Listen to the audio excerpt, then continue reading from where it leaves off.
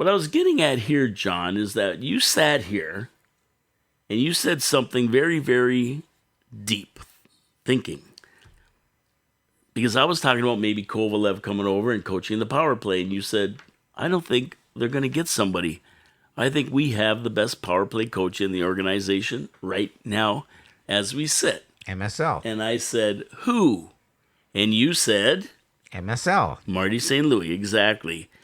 So they relieved Burroughs of his duties, and he's gone. And you know what? I think you're right. I think Marty St. Louis is going to take over the power play in addition to his other duties as coach, and he's going to run the power play. And that, I mean, you couldn't get a better guy, can you? I don't believe you could, number one. I mean, Marty St. Louis, if he was not a head coach in the NHL, could easily be a power play coach for any other team in the NHL, including Montreal if he wasn't the head coach. I mean, he could be hired on as, we need a power play coach. How about MSL? Perfect.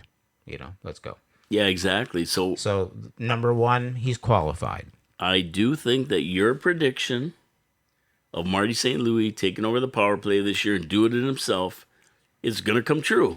Yeah. Number two, I love the aspect of a head coach getting specific with a team. I mean, we see it an awful lot in the NFL with head coaches that come up who were offensive coach calling plays or defensive coaches calling plays. And then once they assume the authority of being the head coach of the team, they continue to still work in the capacity that they were originally hired for within that team and progressed. And I think it's a great way of not only of communicating with the team and of also being connected to the team. So now, good point. You've got, great point. Yeah, you've got MSL out on the ice with the whole team, but now he's down in the trenches getting down and dirty. And he's got to be almost held a little bit more accountable for something very specific, and that is a successful power play. Yeah, and the more you think about it, like Marty St. Louis was a phenomenal player, and he was on the power play, and he saw how Tampa ran their power play with Vinny LeCavalier, and maybe Stamkos was on that line for the power play too, right? So when you think about it, he's seen it from the bench when the second line power play goes on. Seen it on the ice from his position. Was he right wing, I think, if I remember right?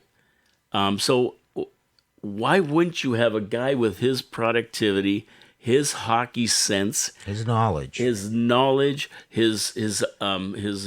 work ethic, the whole shot? Why wouldn't you have him taking care of the power play? It only makes sense. And as a coach, and it's looking more like you're right, John. As a coach, one of the keys with MSL is that he is young, and so he can still relate to the players, not just as the style of the hockey game itself and the way they play, but also with their social aspect of their life.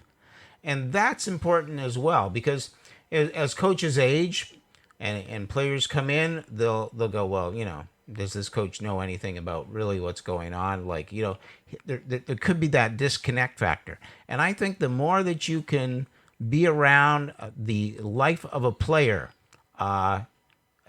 constantly, the more important it is as you develop or continue to develop that continuity with the team and that connectivity, that they will buy in to your philosophy.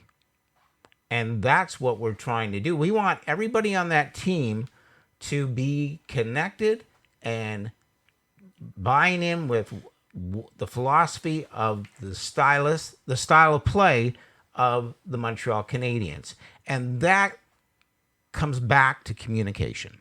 And I know it's great to have coaches that are power play, blah, blah, blah. But at the end of the day, when you can turn to the one player or the one coach that was a player, in his case, and you could turn to the one guy, whether you're just out there playing on a regular line or whether it's the power play, I don't know, it just seems to be better. It makes sense to me. Well, not only that, too, we have a first line that has Slavkovsky, Caulfield, and Suzuki. which really are going to make up our power play. Well, they're going to be out there all the time for sure. And we're looking for Caulfield to be an important cog in that power play. His left-hand shot or his right-hand shot from the left-hand side,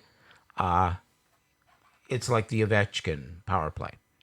So, and Suzuki is the guy who's running that power play.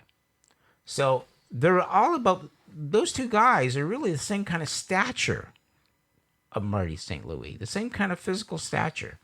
MSL ran a successful power play when he was playing, played on one. And so he's got so much that I think he can help these two gentlemen with to be successful on our power play. His ability, his resources should prove wonders for the team.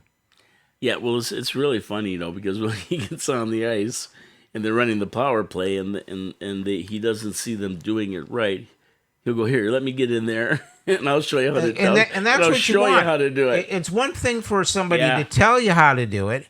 It's another thing for somebody to say, this is how you do it, and I'm going to show you how you do it. And I'm going to show you why. And that it can be done. So it's not just somebody, he's got a chalkboard, he's marking it up. Yeah, great, but why don't you come out on the ice and figure it out, because it's totally different on the ice. Okay. And that's what's so important about MSL, and this will help him. This will actually help him as a coach by staying connected to the game as it evolves. Yeah, I like it, and I think that's what we're going to see this year.